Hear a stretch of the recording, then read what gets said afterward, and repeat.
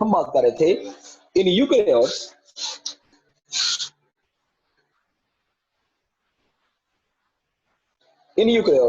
RNA polymerase synthesized ribosomal RNA, polymerase 1, RNA polymerase 2 will synthesize messenger RNA और RNA polymerase 3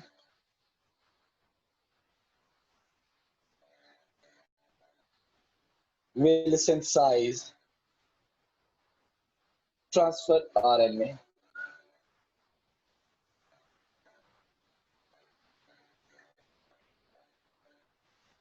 will synthesize transfer RNA. तो ये eukaryotes में बेटा ये सारी चीजें इसमें आपने एज ए कीवर्ड याद रखनी है। अच्छा चलें हम बात करते हैं मैकेनिज्म की। Mechanism of transcription. ये ट्रांसक्रिप्शन होती कैसी है? मैं बेटा इस टॉपिक को सब हेडिंग्स में डिवाइड करूंगा। सबसे पहले बेटा आपने पढ़ा हुआ है पहले जब मैसेंजर आरएनए आता है, सॉरी मैसेंजर आरएनए बनता है तो सबसे पहले बाइंडिंग होती है। किसकी बाइंडिंग होती है? बाइंडिंग ऑफ किसकी, जरा मेरा बेटा बता दें। Binding of promoter with DNA template strand. उस डीएनए स्ट्रैंड की जिसकी ट्रांसक्रिप्शन होनी होती है उसके साथ आके एक प्रमोटर अटैच होता है। ये पहला स्टेप होता है। ये अटैच कहां पे होता है?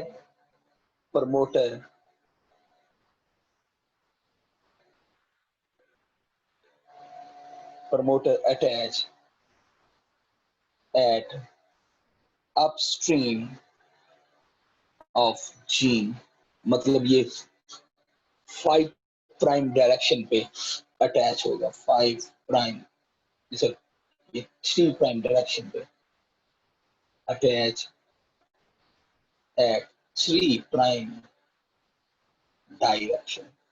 ये 3 प्राइम डायरेक्शन पे जाके अटैच होगा। हमारे पास 2 प्रमोटर हैं यूकेरियोटिक के लिए, यानी 2 प्रमोटर साइट हैं यूकेरियोटिक के लिए और प्रोकैरियोटिक के लिए। बेटा ये आपने एफएससी बुक के अंदर भी पढ़ा हुआ, चले मैं लिख देता हूं।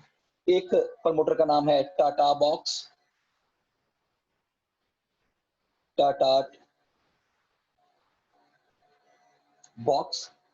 ये प्रोकैरियोटिक के अंदर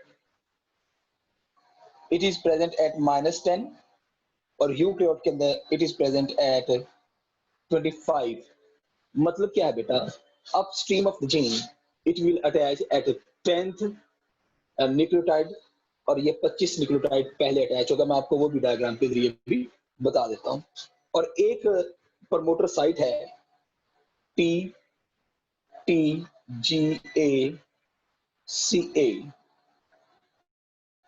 अच्छा ये कहां पे मौजूद है? In prokaryote it is present at -77 and in eukaryotic it is present at -75। अच्छा जब आप बेटा बात करें इस बाइंडिंग साइड की, ये दोनों की दोनों क्या हैं? These are binding sites. ये बाइंडिंग साइट्स हैं। अच्छा आप इन दोनों की बात करें, ये बाइंडिंग साइट्स हैं क्या? जरा देखिएगा प्लीज। ये एक जीन मैं आपके सामने बना रहा हूं।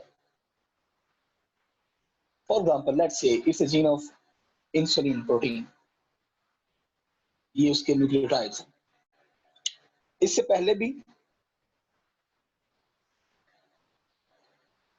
और इसके बाद भी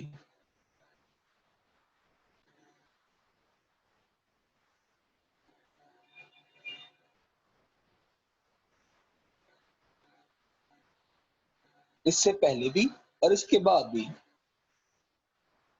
इसको हम कहते हैं इंट्रॉन। ये intron.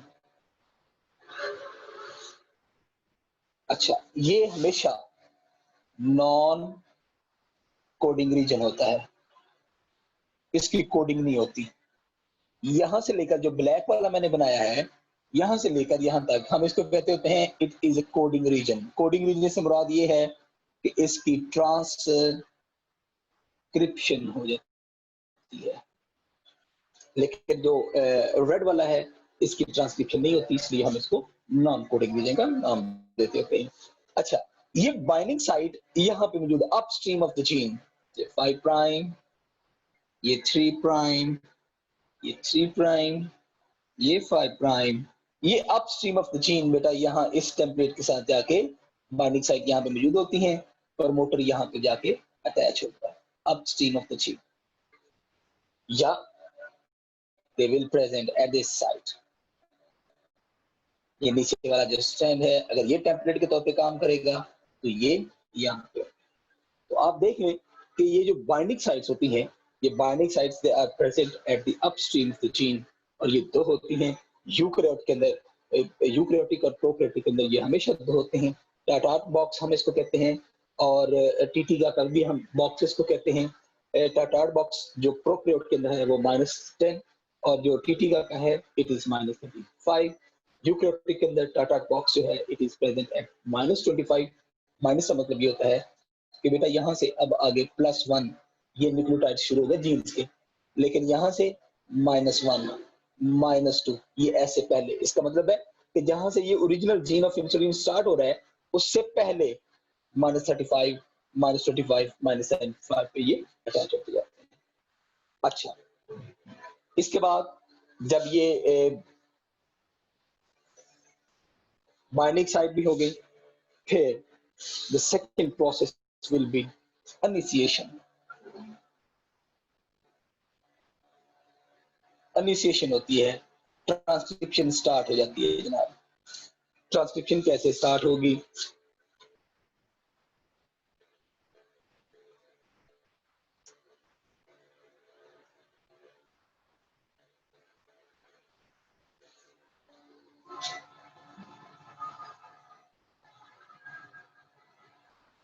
Once promoter is attached,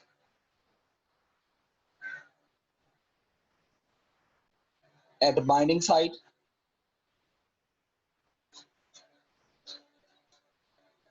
RNA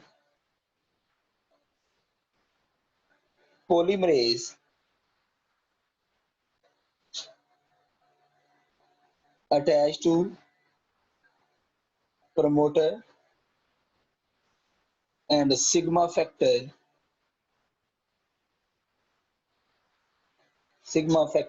is released।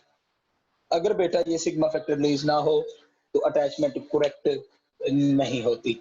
ये आपने कीवर्ड के तौर पर याद रखना है कि अगर ये सिग्मा फैक्टर रिलीज ना हो तो बेटा फिर करेक्ट अटैचमेंट नहीं होती, और जब अटैचमेंट करेक्ट नहीं होती तो फिर इनिशिएशन भी स्टार्ट नहीं होती। इनिशिएशन में क्या होता है, ये बाइंडिंग साइट अवेलेबल है, प्रमोटर बनता है, प्रमोटर जब अटैच हो जाता है बाइंडिंग साइट के ऊपर तो फिर बेटा ये प्रमोटर को रिकॉग्नाइज करता हुआ आरएनए पॉलीमरेज रिकॉग्नाइज करता है, और आरएनए पॉलीमरेज प्रमोटर साइट के ऊपर अटैच हो जाएगा, नहीं प्रमोटर के साथ बाइंड करेगा। लेकिन इनकी बाइंडिंग को करेक्ट करने के लिए, ये दिखाने के लिए ये करेक्ट अटैचमेंट है कि नहीं, सिग्मा फैक्टर रिलीज होगा। अगर सिग्मा फैक्टर रिलीज नहीं होगा तो करेक्ट इनिशिएशन नहीं होगी। Please take a screenshot, I will raise it now. जल्दी से मेरा बेटा।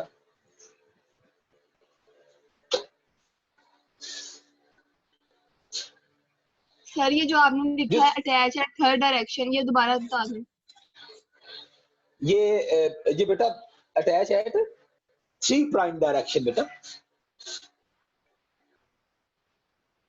सर इसकी 3 समझ प्राइम नहीं आई। डायरेक्शन। देखो बेटा ये क्या करता है बेला, देखो ना ये एक जीन है, मैं आपको आगे बताना चाह रहा हूँ, लेकिन यहाँ से आप अपने कॉन्सेप्ट क्लियर करके आगे निकले।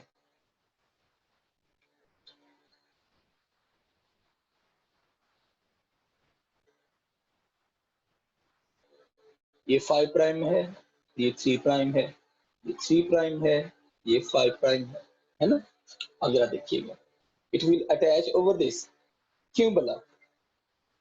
वो इसलिए क्योंकि जो आपका मैसेंजर आरएनए होगा, जैसे वो सिंथेसाइज होगा, उसकी डायरेक्शन कौन सी होगी? 5 प्राइम। वो ऐसे बनेगा, यानी उसकी ये वाली डायरेक्शन कौन सी होगी? 3 प्राइम। तो आपने खुद अभी कहा कि transcription is always from 5 prime to 3 prime direction, यानी जो मैसेंजर आरएनए की सिंथेसिस डायरेक्शन है that is 5 prime to 3 prime. लेकिन उस वक्त जो डीएनए टेम्पलेट स्ट्रैंड की डायरेक्शन होगी वो 3 प्राइम टू 5 प्राइम डायरेक्शन होगी। तो इसका मतलब है कि ये हमेशा जो प्रमोटर है it will attach eight 3 prime direction, हमेशा 3 प्राइम एंड पे। डायरेक्शन के बजाय ये लिखें कि it is attach eight 3 prime end of DNA template. अब मेरा बेटा आपको जरूर समझ लगी होगी। ये सेंटेंस कंप्लीट लिख लिया। जी सर, आ गई sir. Thank you so much.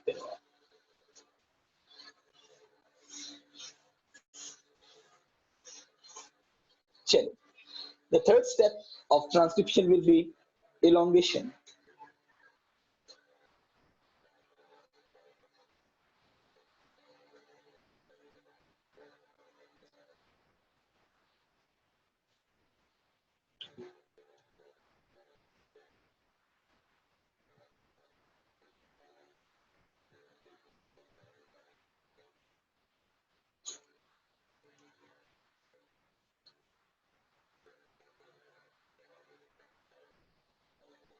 DNA strand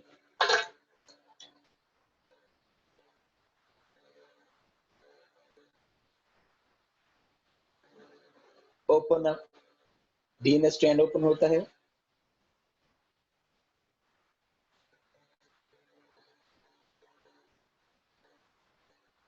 enzyme is attached, enzyme attach होता है to template, ये template strand के साथ जाके attach होता है and form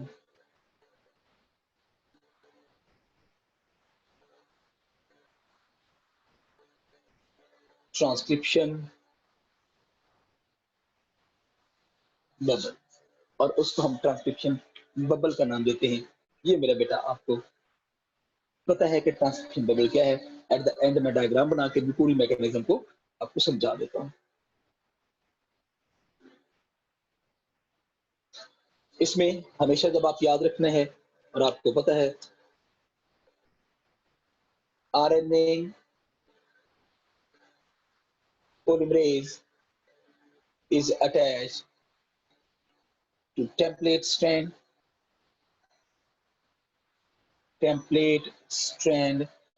या उसको हम एंटी सेंस स्ट्रैंड का नाम भी देते हैं। टेम्पलेट स्ट्रैंड या एंटी सेंस स्ट्रैंड का भी नाम देते हैं। और जो इसके ऑपोजिट स्ट्रैंड होता है it is known as coding strand और हम इसको सेंस स्ट्रैंड कहते हैं। ये भी बेटा मैं आपके सामने जो ऑपोजिट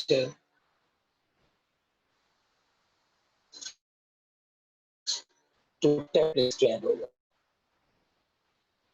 ये जो टेम्पलेट स्ट्रैंड के बिल्कुल ऑपोजिट होता है हम इसको कोडिंग स्ट्रैंड कहते हैं या सेंस स्ट्रैंड का नाम देंगे। तो उसके बिल्कुल ऑपोजिट होगा, ये मूव करता जाएगा transcription bubble, transcription bubble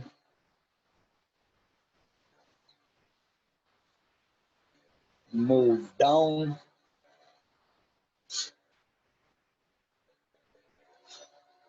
living, growing messenger RNA strand out, ये उस बबल में से उसको आउट करता जाएगा। जैसे जैसे बेटा बेटा हम पढ़ते जाते हैं, ये कंप्लीट होता जाता है, वैसे वैसे एक प्रोसेस और आता है, हम उस प्रोसेस को कहते हैं जो कि नंबर 4 स्टेप है हमारा, and that is termination.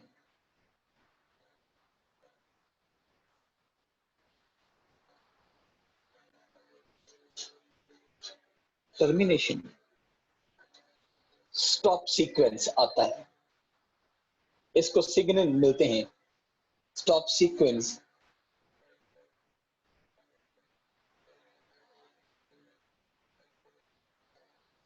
Eight end of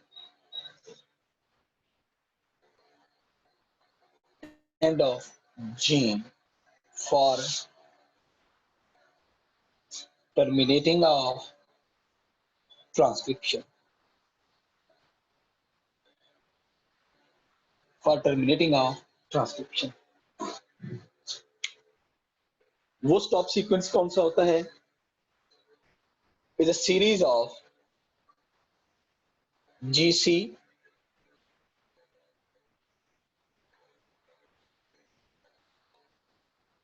paired with followed by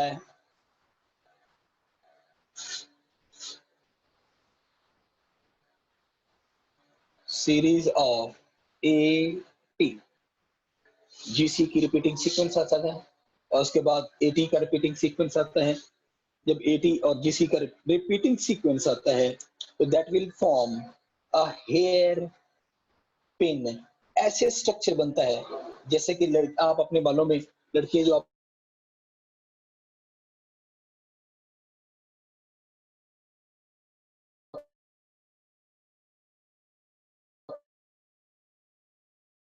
अपने बालों में वो हेयर पिन लगाती हैं, बिल्कुल ऐसे, इट्स जस्ट लाइक दिस। हम इसको कहते हैं हेयर पिन स्ट्रक्चर। ये हेयर पिन स्ट्रक्चर बनता है that causes to stop transcription। ये ट्रांसक्रिप्शन को स्टॉप कर देता है। अच्छा, लेकिन बेटा जब ये बिल्कुल अब देखो ना, ये इनिशिएशन हुई, ये इलोंगेशन हुई, ये टर्मिनेशन हुई। टर्मिनेशन होने के बाद मैसेंजर आरएनए सिंथेसाइज हो गया, मैसेंजर आरएनए सिंथेसाइज, ठीक हो गया। अब ये क्या करेगा? इन प्रोकैरियोटिक सेल यानी बैक्टीरिया के अंदर इट इज इन साइटोप्लाज्म। ये तो साइटोप्लाज्म के अंदर ही सारा प्रोसेस हो रहा है, उसको कुछ नहीं है। लेकिन यूकैरियोटिक के अंदर, यूकैरियोटिक सेल्स के अंदर it has to take long journey. कहां से कहां भाई? क्योंकि ये कर क्या रहा है ये बेटा? फ्रॉम न्यूक्लियस, क्योंकि ये बानी न्यूक्लियस के अंदर है, न्यूक्लियस टू साइटोप्लाज्म। तो चांसेस होते हैं किसके? There is a chance of deterioration. Deterioration के चांसेस होते हैं कि बेटा कोई भी न्यूक्लियेज एंजाइम आएगा और आके इस मैसेंजर आरएनए को, जो कि न्यूक्लियस के अंदर बना है और उसने साइटोप्लाज्म में आना है, उसको आके वो डिटीरियोरेट यानी उसको खत्म कर सकता है। तो फिर क्या होता है? आप इसके स्क्रीनशॉट लें, मैं आपको आगे बताता हूं कि डिटीरियोरेशन से बचने के लिए मैसेंजर आरएनए करता क्या है। जल्दी से मेरा बेटा इसके स्क्रीनशॉट ले लें, फिर हम आगे बढ़ें।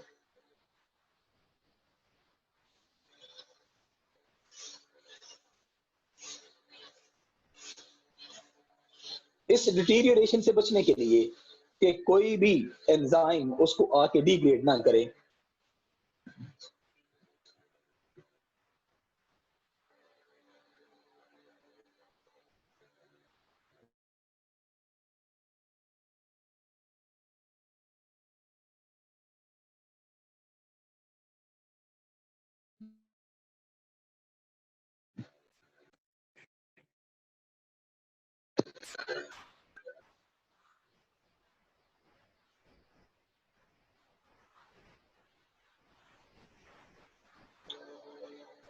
टू प्रिवेंट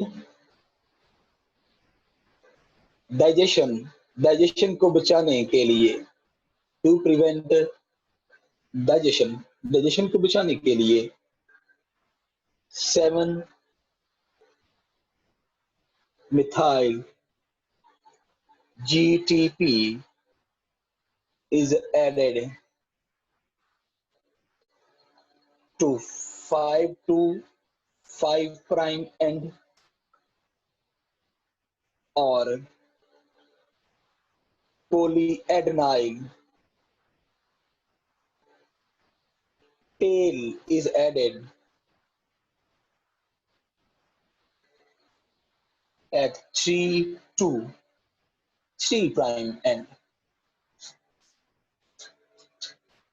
यानी आप इसको कह लें कि 3 प्राइम एंड पे आके जो टेल है पोलीएडेनाइल की वो लगाई जाती है और 7 मिथाइल जीटीपी की हेड लगाया जाता है एट 5 to 5 प्राइम एंड। कैसे, जरा देखिएगा।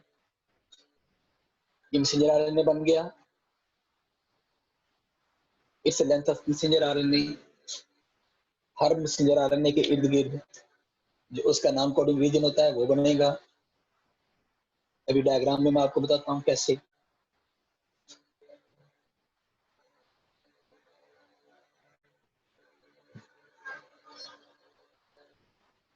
ये 5 प्राइम एंड है, ये इसका बेटा 3 प्राइम एंड है। 3 प्राइम एंड के ऊपर पोलीएडेनाइल कितने, तकरीबन 150 to 250 यूनिट्स होंगे। किसके, एडेनाइल के, जिसको हम कह रहे हैं ना वन। पोलीएडेनाइल कितने, 150 से 250 तक होते हैं। और ये 7 मिथाइल जीटीपी, यानी इसके साथ अगर आप देखें तो ये G7 मिथाइल जीटीपी,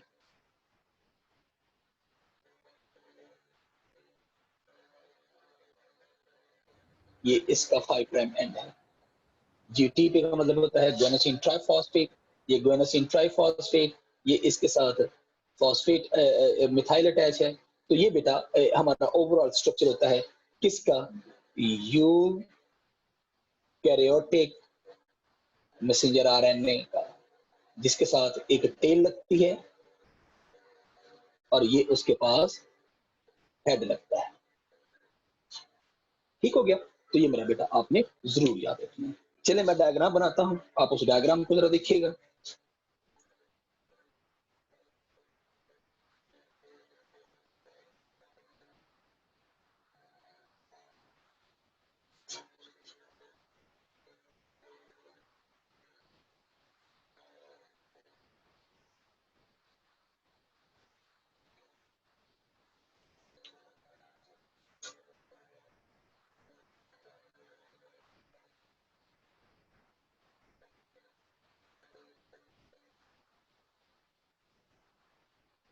थोड़ा इसको जरा इसको हम रेस कर लेते हैं ताकि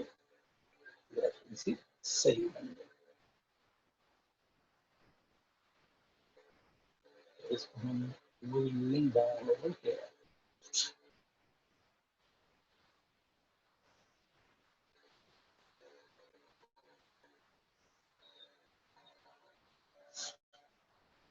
अच्छा, इसमें अगर आप देखें बेटा तो ये 3 प्राइम एंड है, ये इसका 5 होगा। ये 5 प्राइम एंड है, ये इसका 3 होगा। जब हम इसको बेटा ऐसे देखते हैं तो हमारे पास एक ट्रांसक्रिप्शन बबल बनता है। ये ट्रांसक्रिप्शन बबल यूं है, ये बेटा ऐसे ट्रांसक्रिप्शन बबल बनता है जो एक्टिविटी शो करता है। और ये हमेशा, अब इसमें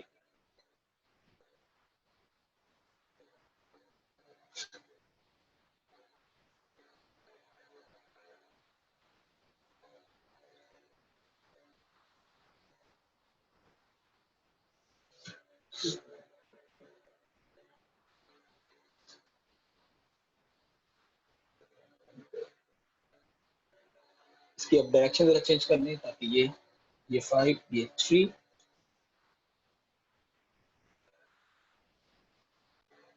ये 5, ये 3। तो ये बेटा हमें ऐसे इसमें ये न्यूक्लियोटाइड ऐड हो रहे हैं।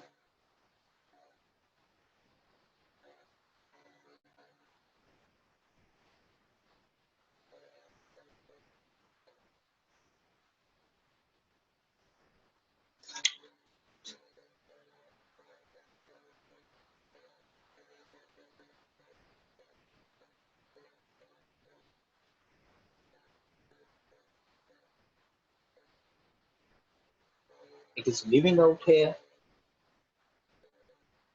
ये बेटा इसका 3 प्राइम ग्रोइंग एंड है, ये इसका 5 प्राइम ग्रोइंग एंड है।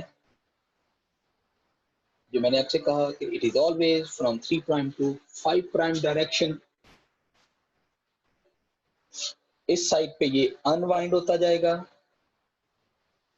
इस साइड पे ये रिवाइंड होता जाता है। यहां से ये अनवाइंड होके इस डायरेक्शन में आगे बढ़ेगा क्योंकि इसकी डायरेक्शन ये है, और यहां से ये रिवाइंड होता जाएगा। अच्छा, उसके बाद ये वाला जो रेड वाला है, it is a template strand. जैसे मैंने आपसे कहा था, इसके जो अपोजिट होता है, it is always coding strand. ये कोडिंग स्ट्रैंड होता है। जो ब्लैक वाला है, आप इसको इसके भी आप बेटा यूं न्यूक्लियोटाइड बना लें।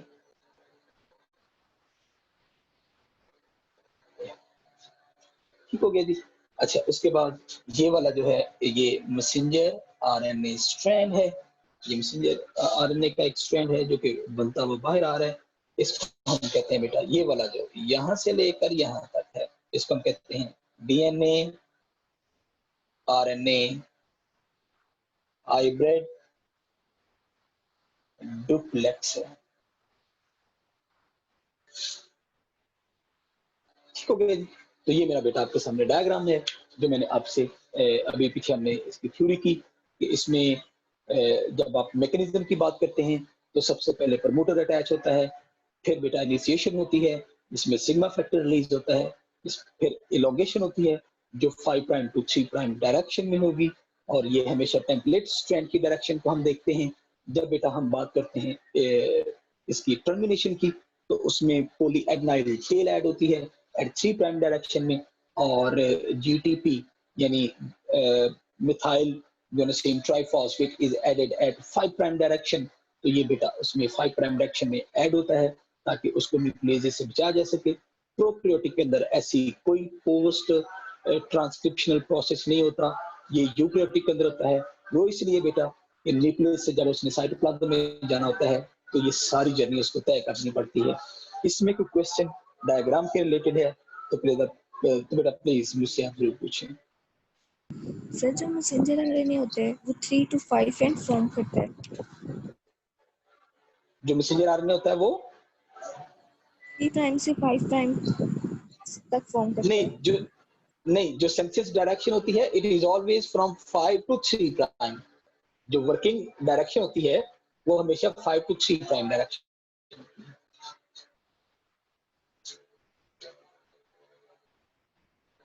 लेकिन सर प्रोमोटर तो 3 प्राइम पे आके अटैच होता है।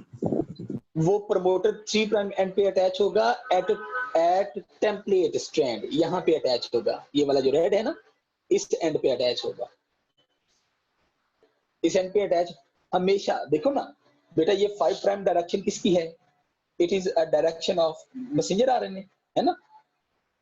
अच्छा, अब इसका मतलब है कि वो टेम्पलेट स्ट्रैंड का कौन सा एंड होगा? 3 प्राइम। तो जो प्रमोटर है, it is always attach to the 3 prime end of the template strand. तो फिर इसका 5 वो स्टार्ट करेगा ना।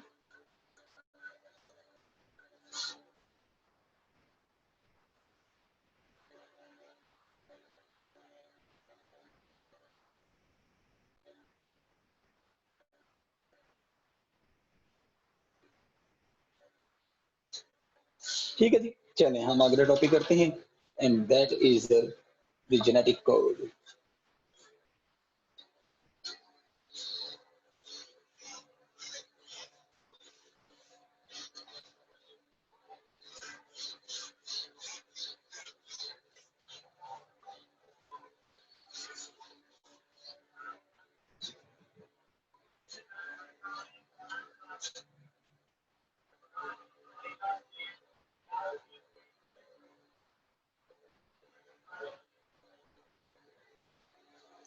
And that is genetic code.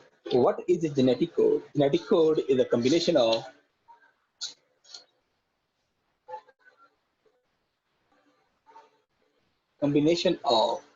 three nucleotides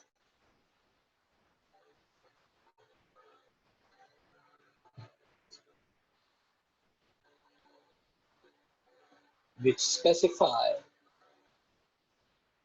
particular amino acid,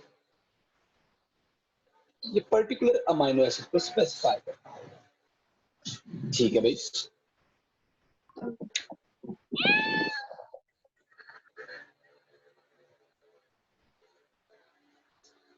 अच्छा, चूंकि as there are 3 nucleotides in a codon, चूंकि 3 न्यूक्लियोटाइड होते हैं कोडॉन के अंदर, it is called triplet, it is called triplet code, इसको हम ट्रिपलेट कोड भी कहते हैं।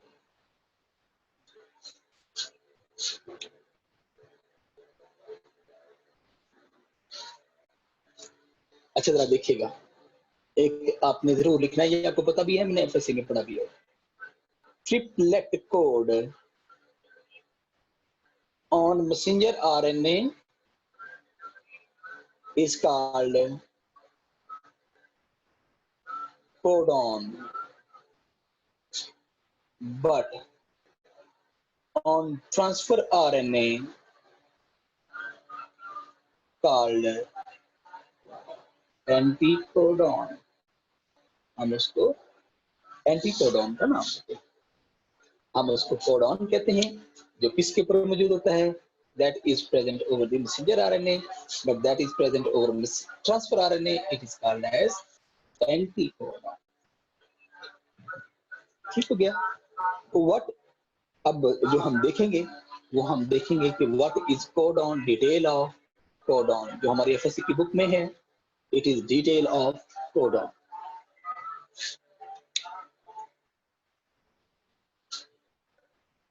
Sixty-four codons are present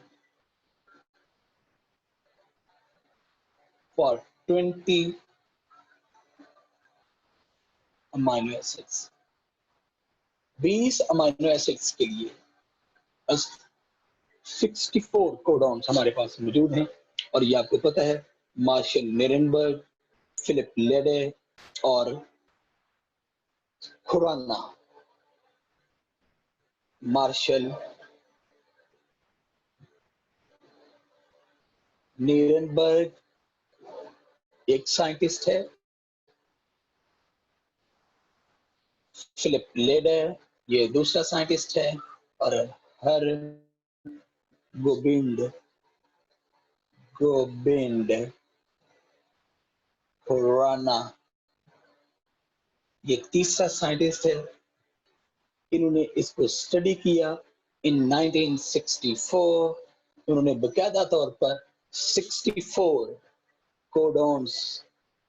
codons model तैयार किया, मॉडल फॉर 20 अमाइनो एसिड्स। ये बेटा उन्होंने 20 अमाइनो एसिड्स के लिए जो 64 कोडॉन्स है उसका बकायदा एक फिजिकली मॉडल तैयार किया, जो आज भी मौजूद है। ये जो हरगोबिंद खुराना है, ये मेरी यूनिवर्सिटी यानी जीसी यूनिवर्सिटी के प्रोफेसर रह चुके हैं। अच्छा, इसमें जब हम बेटा देखते हैं, out of these 64 codons, 3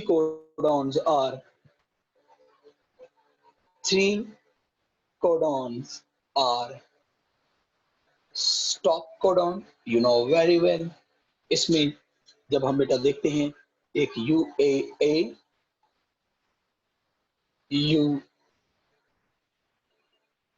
UAG and UGA, ये 3 ऐसे कोडॉन हैं जिनको हम स्टॉप कोडॉन भी कहते हैं, और इनको हम एक और नाम भी देते हैं, दैट इज नॉनसेंस कोडॉन्स। ये नॉनसेंस कोडॉन भी हम इनको कहते हैं। और एक इसमें ऐसा कोडॉन है, वन कोडॉन इज जिसको हम कहते हैं स्टार्ट कोडॉन। ये स्टार्ट कोडॉन है जिसमें AUG है। It is always code for methionine. ये मिथियोनिन के लिए इनकोड्स करता है और इसको हम कहते हैं सेंस कोडॉन। इसको हम सेंस कोडॉन का भी नाम देते हैं। ये हमने एफएससी में भी पढ़ा हुआ है। अच्छा, अब हम जब एफएससी के टॉपिक को देखते हैं तो बेटा हमें पता है कि ये जितना भी जेनेटिक कोड है, ये genetic code universality,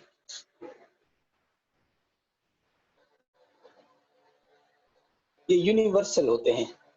genetic code की जब आप यूनिवर्सलिटी की बात करें तो ये यूनिवर्सल होते हैं। फॉर एग्जांपल, ये बैक्टीरिया से लेकर फ्रॉम बैक्टीरिया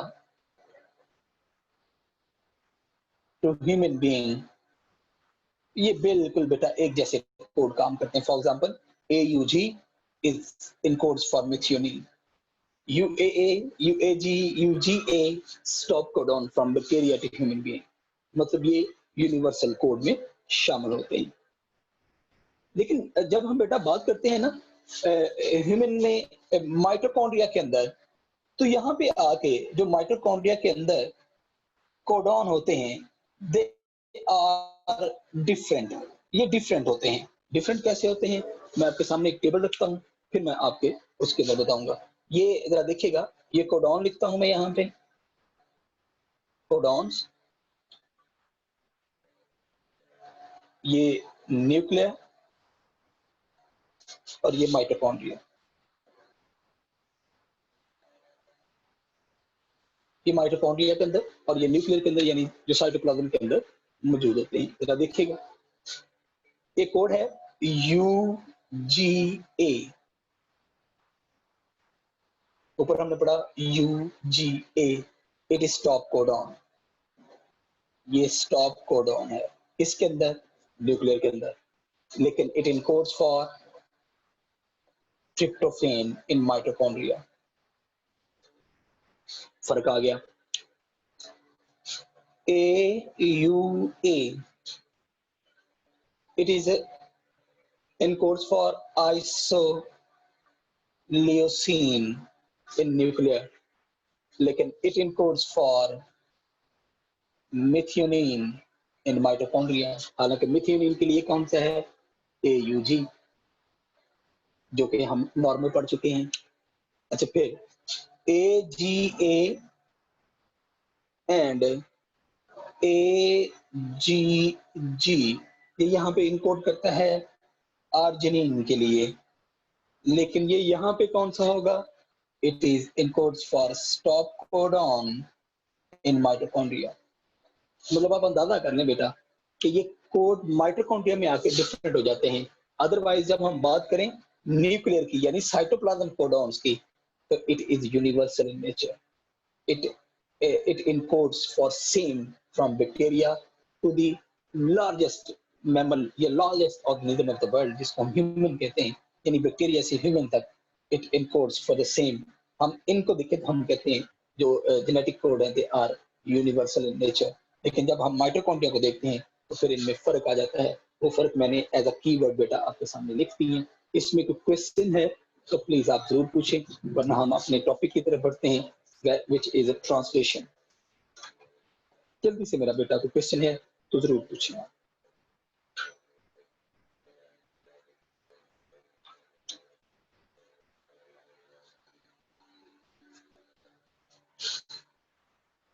जल्दी से प्लीज।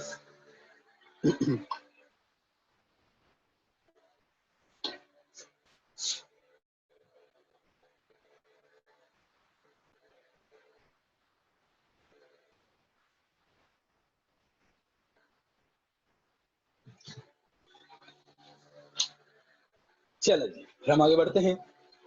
सर ये जो आपने टाटा वॉक्स वगैरह बताया, ये जो दो आपने बताया, ये सब में सेम होते हैं हर जीन के? मतलब ये सेम ही होते हैं उसकी ट्रांसक्रिप्शन के लिए?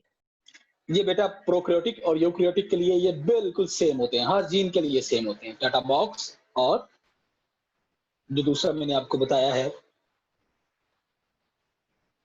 टीटीगा का, ये सेम होते हैं हर जीन्स के लिए।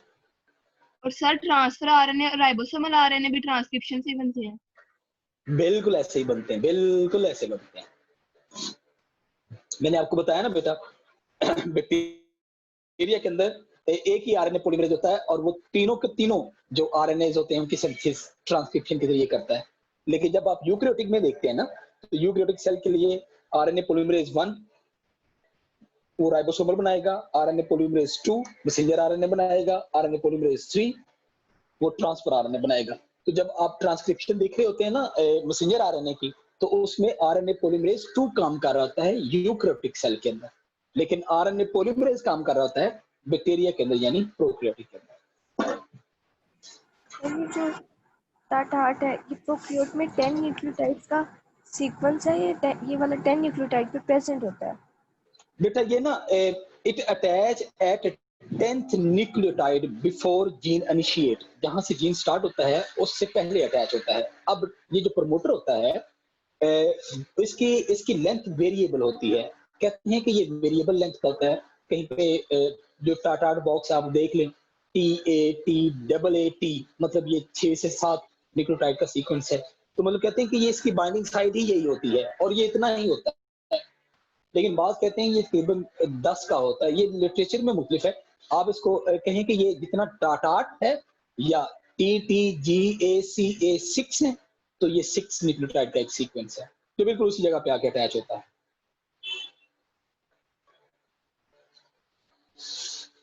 चलिए हम बात करते हैं ट्रांसलेशन की, जो कि सेंट्रल डॉगमा का तीसरा और मेन पार्ट है।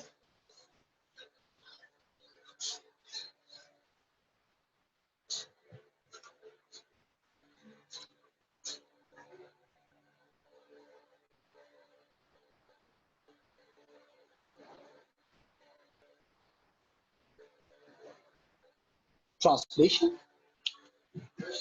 is a process in which protein is synthesized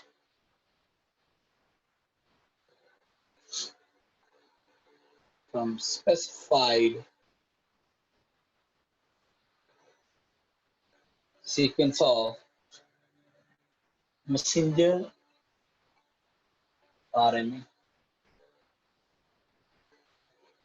messenger RNA के स्पेसिफाइड सीक्वेंस से प्रोटीन बनने के अमल को हम ट्रांसलेशन कहते हैं। लेकिन इससे पहले बेटा कि हम ट्रांसलेशन को देखें और अमाइनो एसिड ऐड होते जाएं एक according to the sequence over the messenger RNA, हमें अमाइनो एसिड को पहले एक्टिवेट करना पड़ता है और उस अमल को हम कहते हैं formation of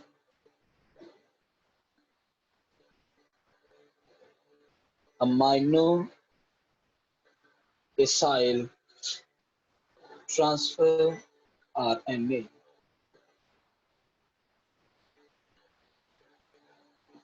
amino acyl transfer RNA, जो अमाइनो एसाइल ट्रांसफर आरएनए होता है ये स्पेशल तौर पे बेटा क्या होता है, it is involve in activation of amino acids. लेकिन बेटा इसमें होता क्या है, इसमें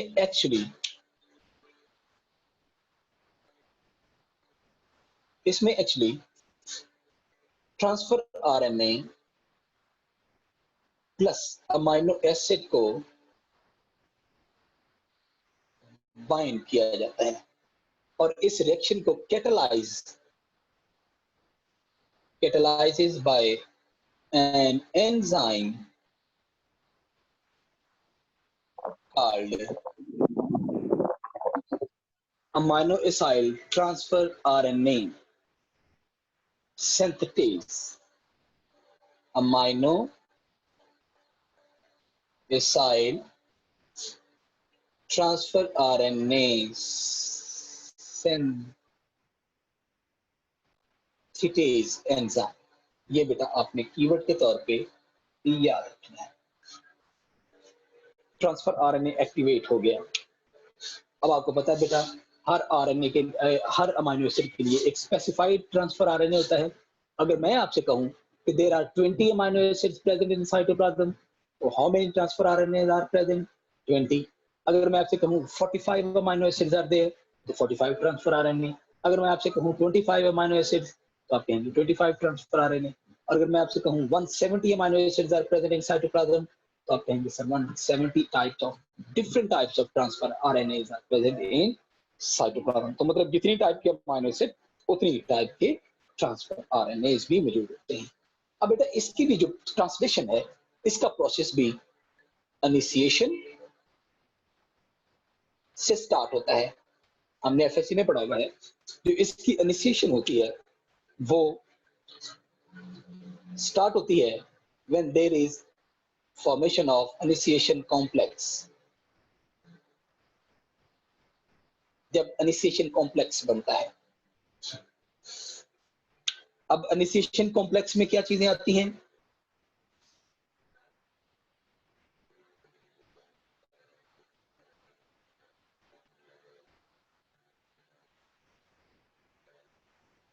अब इनिशिएशन कॉम्प्लेक्स में जरा देखिएगा, एक smaller sub unit of ribosome, ribosome का स्मॉलर सब यूनिट प्लस उसके पास ट्रांसफर आरएनए,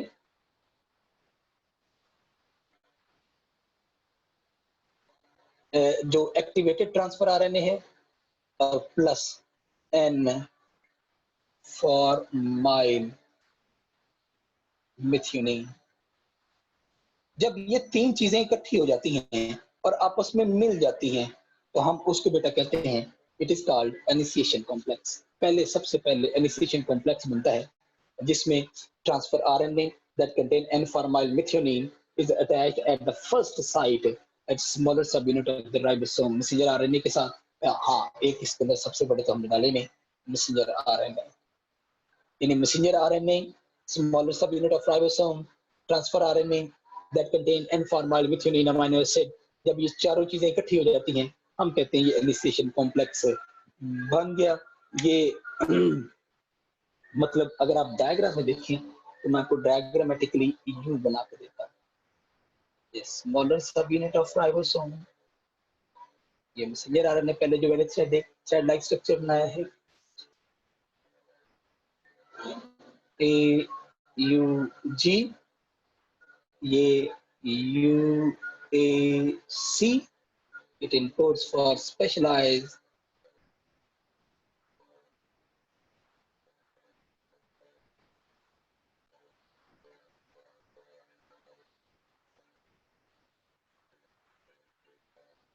ये A साइट है, ये E साइट है, ये एग्जिट साइट होती है। अच्छा अब ये इसके पास मिथियोनिन है, it contain methionine transfer RNA, methionine amino acid. अब ये स्मॉलेस्ट सब unit of ribosome, thread of messenger RNA, ये ट्रांसफर आरएनए, ये मिथियोनिन, ये जो सारी चीजें बनी हैं, हम इसको बेटा कहते हैं ये इतनी सी ये हम इसको कहते हैं it is called as initiation complex. अब इनिशिएशन कॉम्प्लेक्स के साथ फिर क्या होगा? इसमें जब इनिशिएशन कॉम्प्लेक्स बनता है, देयर इज अ साइट ए, जैसे मैंने लेबल की, इसको हम कहते हैं अमाइनो एसिड साइट। ये जो अमाइनो एसिड साइट है, ये हमेशा यहाँ पे न्यू अमाइनो एसिड आके अटैच होता है, उसका जो ट्रांसफर आरएनए होता है।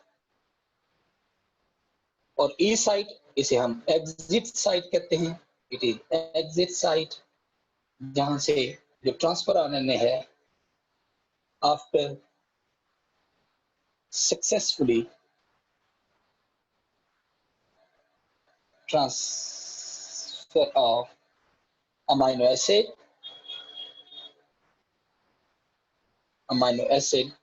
release out, वो रिलीज आउट होता है। ये हमारे बेटा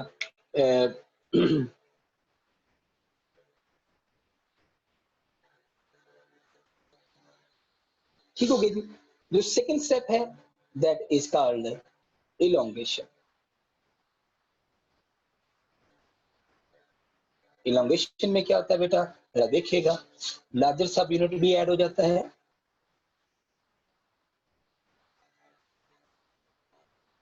added to initiation complex,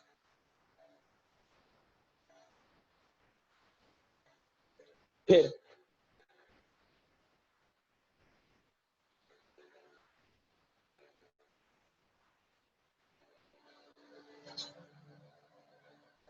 new transfer RNA with the new amino acid attached at A site.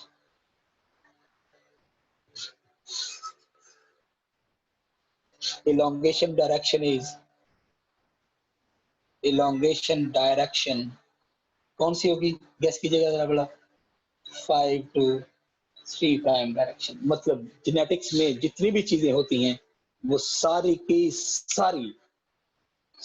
सारी वो 5 to 3 प्राइम डायरेक्शन में होंगी। ये बेटा ए साइड पे आके न्यू ट्रांसफर आरएनए अटैच हो गया, यहाँ पे आके उसने अपना जो अमाइनो एसिड है वो ट्रांसफर कर दिया। ये जो अमाइनो एसिड है ये ई साइड पे ट्रांसफर आरएनए है, ये ई साइड पे चला जाएगा, यहाँ से ये निकल जाएगा, ये बार बार रिपीट होता जाता है, न्यू अटैच होगा, यहाँ पे आके वो अमाइनो एसिड को एक दूसरे के साथ अटैच करेंगे। यानी आप कह लें कि अमाइनो एसिड के अंदर जो पॉलीपेप्टाइड बॉन्ड होता है it is attach at this site.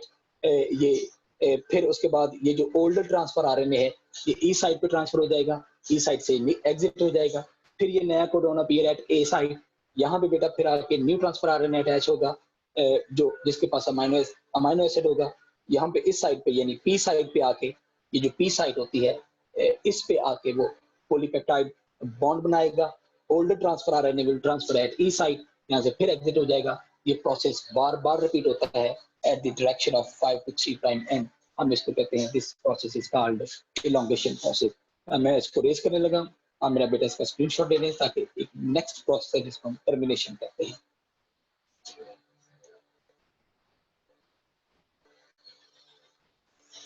जब बेटा हम बात करते हैं टर्मिनेशन की, sir an formyl methionine को एक्सप्लेन करते हैं, इसे हम एन मैं फॉर आपको माइल बताता डायरेक्ट। जी मैं बता देता हूँ, मैं बेटा आपको बताता हूँ, पहले हम टर्मिनेशन कर लें उसके बाद मैं आपको ये जरूर बताता जाऊँ। टर्मिनेशन कैसे होती है बेटा, यहाँ पे टर्मिनेशन के लिए बड़ा सिंपल प्रोसेस है। इसमें क्या है, टर्मिनेशन कोडॉन इज अपीयर्ड। जो नॉनसेंस कोडॉन है, नॉनसेंस कोडॉन वो कोई आ जाता है उनमें से, कोई एक कोडॉन आ गया, जैसे फॉर एग्जांपल UAA आ गया या UAG या UGA आ गया, कोई इन तीनों में से कोई भी एक कोडॉन आ जाए तो फिर क्या होता है, दे एनकोड्स फॉर नथिंग, वो किसी के लिए भी इनकोड्स नहीं करते, मीन किसी अमाइनो एसिड के लिए ये कोड नहीं है। तो फिर क्या होगा, every unit of initiation complex separates, वो सेपरेट हो जाता है। जैसे ही बेटा वो सेपरेट होता है, ये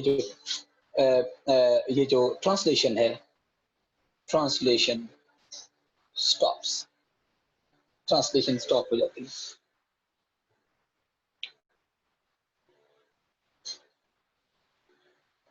क्यों, because there is a release factor, क्योंकि एक रिलीज फैक्टर होता है जो कि सारे यूनिट्स को सेपरेट कर देता है और यूं वो जो हमारा सारा प्रोसेस है वो बिल्कुल खत्म हो जाता है। लेकिन इसके यहां तक पहुंचते पहुंचते पॉलीपेप्टाइड चेन पूरी की पूरी डेवलप हो चुकी होती है और बाद में इसका प्राइमरी स्ट्रक्चर, बाद में इसका secondary, tertiary, or depending upon the quaternary structure भी कंप्लीट होता है। ठीक हो गया जी। अच्छा, ये तो था सारा ट्रांसलेशन प्रोसेस। अब मेरी बेटी का क्वेश्चन ये है कि सर ये एन फॉर्माइल मेथियोनिन क्या होता है?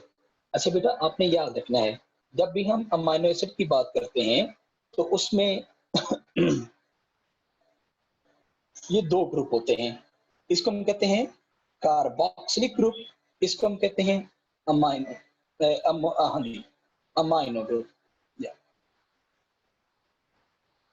अच्छा, अब ये दोनों ग्रुप रिएक्टिव होते हैं, ये दोनों ग्रुप रिएक्टिव होते हैं। जो नया बॉन्ड बनेगा वो नया बॉन्ड बनता है यहाँ पे, है ना?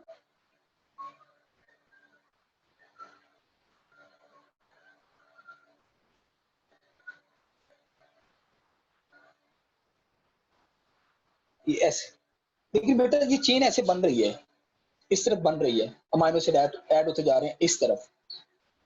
ये जो पहला अमाइनो एसिड है, ये वाला जो मैंने ब्लैक से बनाया है, ये जो पहला वाला अमाइनो एसिड है, इसका तो ये ग्रुप भी रिएक्टिव है, जिसको हम अमाइनो ग्रुप कहते हैं। ये तो रिएक्ट कर जाएगा, जब ये किसी चीज के साथ रिएक्ट कर जाएगा तो पॉलीपेप्टाइड चेन सारी की सारी खराब हो जाती है, तो फिर इसको फॉर्मेल्डिहाइड में चेंज किया जाता है। ये जो अमाइनो ग्रुप है इसको फॉर्मेल्डिहाइड में चेंज किया जाता है। एन फॉर्मेल्डिहाइड यहाँ पे लगाया जाता है। जब इसके साथ एन फॉर्मेल्डिहाइड लगाया जाता है तो ये जो अमाइनो ग्रुप होता है ये नॉन रिएक्टिव हो जाता है, फिर ये पूरी की पूरी पॉलीपेप्टाइड चेन ऐसे डेवलप हो जाती है। इसलिए हम कहते हैं जो पहला अमाइनो एसिड होता है तो चूंकि मिथियोनिन होता है इसलिए हम उसका नाम रखते हैं एन फॉर्माइल मिथियोनिन, क्योंकि उसका जो अमाइनो ग्रुप है वो अमाइनो ग्रुप नहीं होता, वो फॉर्मेल्डिहाइड ग्रुप होता है जो कि नॉन रिएक्टिव होता है। ठीक हो गया? तो क्वेश्चन तो नहीं उससे रिलीज फैक्टर एंजाइम होता है? ये बेटा जितने भी फैक्टर होते हैं they are enzyme in nature. और सर एक्टिवेटेड ट्रांसफर आरएनए से क्या मुराद है? एक्टिवेटेड ट्रांसफर आरएनए से मुराद है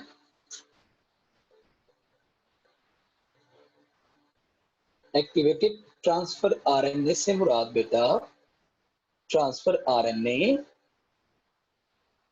that carry specific amino acid। अब देखो ना, ये ट्रांसफर आरएनए है ना, ये उसके पास उसका एंटीकोडॉन है। अच्छा, ये उसका अमाइनो एसिड पड़ा हुआ है, दोनों पड़े हुए हैं, कोई रिएक्शन नहीं, लेकिन जब ये इसके साथ आके अटैच हो जाएगा, no it is called activated transfer RNA. और जब भी ट्रांसलेशन होती है, जितने भी ट्रांसफर आरएनए होते हैं उनको बकायदा तौर पर एक्टिवेट किया जाता है, क्योंकि अगर वो एक्टिवेट नहीं होंगे they will not carry any type of amino acid. Sir यहाँ पे क्या रिलीज होगा?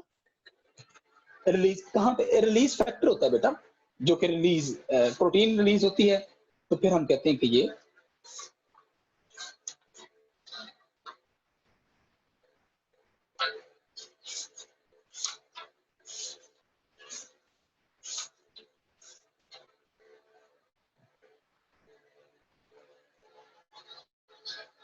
अच्छा चलें जी।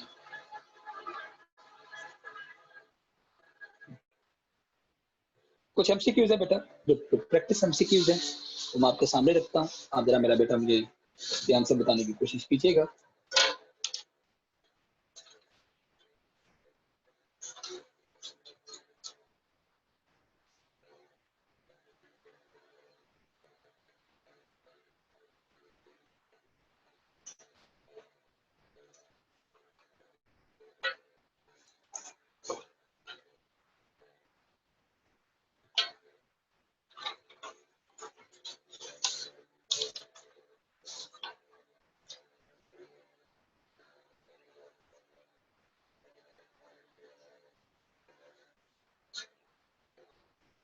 अच्छा चलें, ये तो मुझे आपने ज़बानी बताने।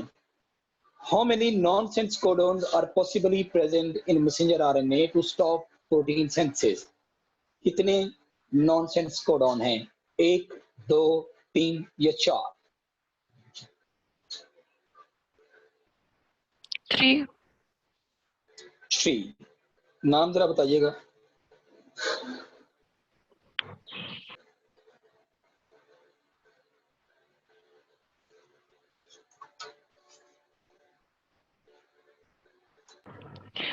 UAG और UG.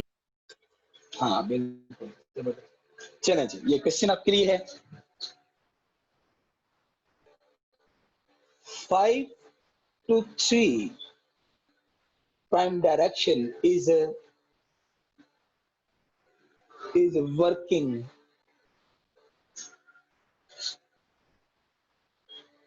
property of all enzymes except A, DNA polymerase,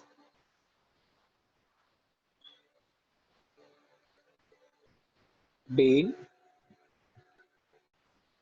primase,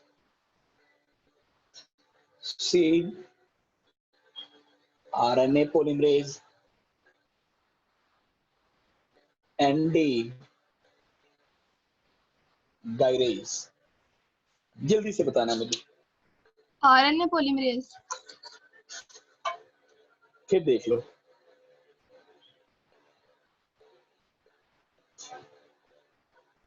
Gyrase enzyme. Delta option. That option is correct option because ये अभी मैं आपको बता चुका हूँ कि जितने भी जेनेटिक्स के अंदर प्रोसेस होते हैं वो सारे के सारे 5 to 3 प्राइम होते हैं। पहले ये जो गायरेज एंजाइम होता है इसकी डायरेक्शन 3 to 5 होती है, यानी ये उलट होती है। अगर उलट होगी बेटा तो ये सारा प्रोसेस जो है वो डीएनए रेप्लिकेशन का होगा। Right option is gyrase enzyme. चलें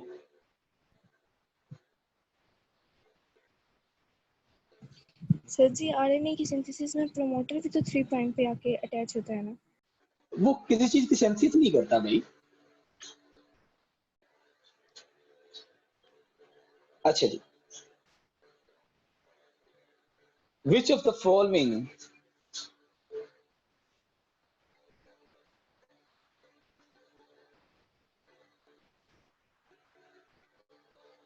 is present at upstream of gene? A, stop codon,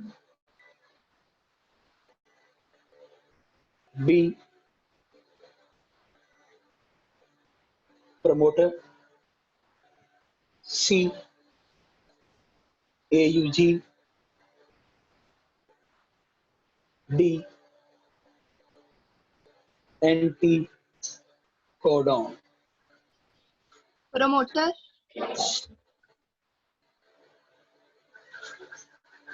Promoter is attached at upstream of the gene।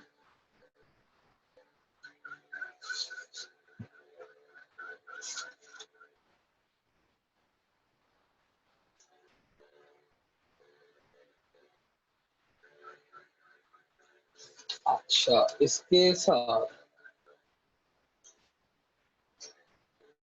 चलें एक और हम करते हैं, उसके बाद अपनी बात को खत्म करेंगे।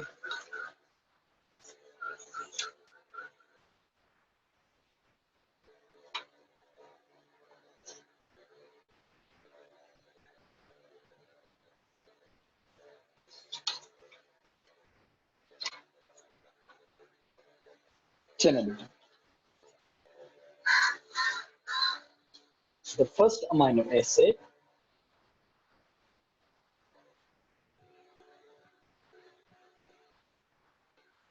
first transfer RNA molecule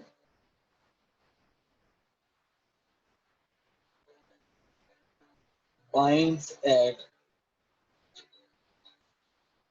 which site of messenger RNA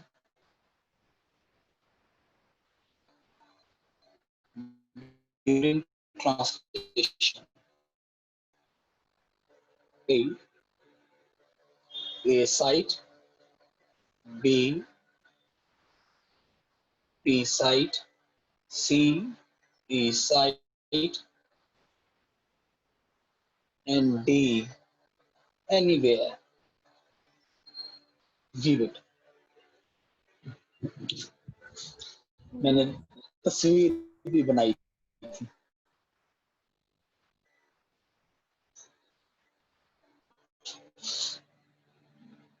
नहीं डॉक्टर नहीं है।